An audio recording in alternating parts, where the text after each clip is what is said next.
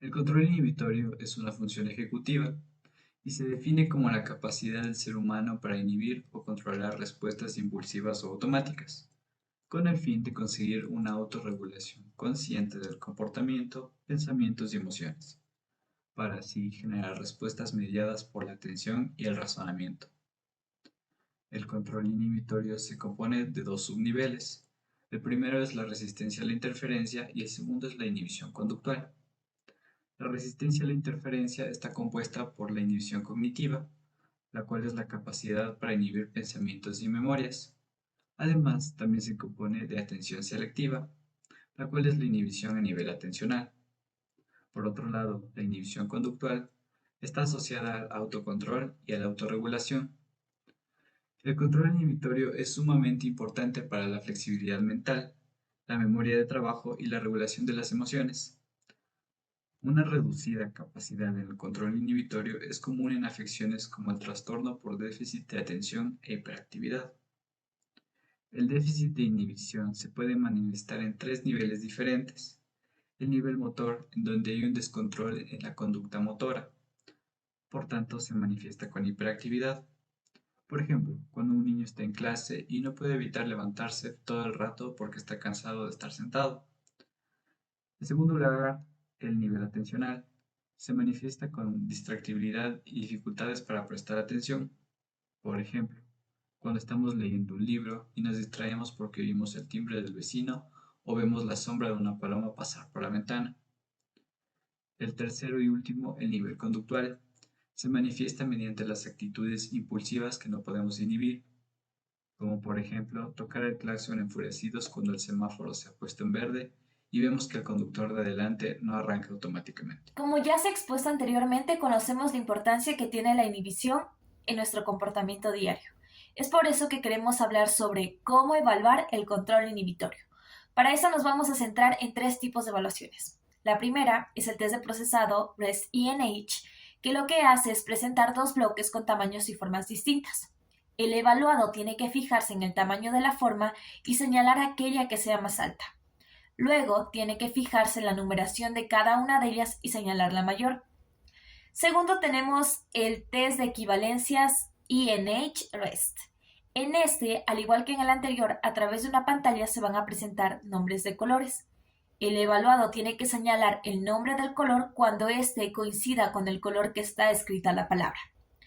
Tercero, tenemos el test de desatención Focus Shift, que en este se van a presentar luces en cada esquina y se tiene que señalar la luz amarilla cuantas veces les sea posible hasta que cambie a color rojo. Una vez en rojo, deberá de dejar de señalar.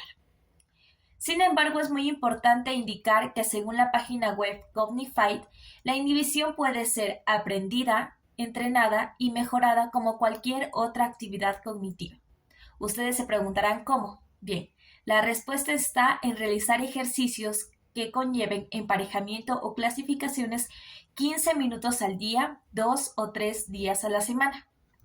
El equipo de Cognified recomienda realizar ejercicios como identificar lo que falta en algún dibujo, reproducir un modelo con figuras geométricas, en una imagen señalar algo que no deba de ir inadecuado o absurdo, juegos de mesa, entre otros. Y esto es porque la inhibición se basa en la plasticidad cerebral, teniendo en cuenta que el cerebro y sus conexiones neuronales se hacen más fuertes según el uso que le demos a las funciones que dependan de ellas. Por lo tanto, si entrenamos frecuentemente al control inhibitorio, las conexiones cerebrales también lo harán, haciendo que éstas sean más rápidas y eficientes de manera que nuestra capacidad inhibitoria mejore. En la infancia se puede producir algo que se conoce como inhibición conductual, que es una característica del pensamiento del niño en el que no existe regulación de la inhibición.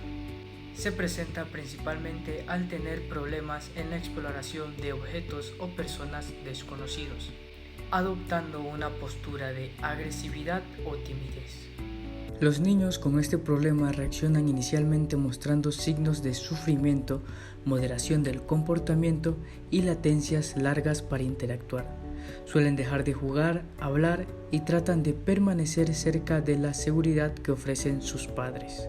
Es muy habitual que las personas con daño cerebral en el lóbulo prefrontal por pérdida del flujo de sangre, traumatismos cráneoencefálicos o tumores sufran de desinhibición. A veces esto se traduce en una simple e incesante verborrea o en la tendencia a toquetear todos los objetos que tienen al alcance de su mano. No obstante, a veces la desinhibición puede darse en conductas más problemáticas, desembocando en agresividad, palabras malsonantes o en adultos en conductas inapropiadas que incluyen discriminación sexual, acoso, agresión, acecho y violencia. Un déficit en la capacidad de inhibición es el problema principal de trastornos como el trastorno de déficit de atención con hiperactividad. La falta de inhibición también puede aparecer junto con otras alteraciones como lo es el trastorno obsesivo compulsivo. En este caso lo que ocurre es que las personas que lo sufren son incapaces de inhibir o detener el pensamiento mágico catastrófico que les genera ansiedad, centrando toda su atención en lo que le preocupa. Tarde, tengo una cita y es muy tarde. Hola, soy médico y soy tardeadicto. Tarde, trabajo tarde. Hola, Charlie. Me levanto tarde, hola Charlie. Duermo tarde, como tarde. Y ya es tarde para hacer nada al respecto. Señor Jones, ¿Dónde? ¡Traigan la red! ¿nos deja ya? Sí. Existen varios ejemplos donde se pueden observar altos y bajos niveles inhibitorios. 1. Un estudiante con bajos niveles inhibitorios, al estudiar, empieza a levantarse, garabatear o revisar el teléfono. Por el contrario, un estudiante con un buen control inhibitorio podrá controlar estas conductas, concentrándose en su actividad principal. 2.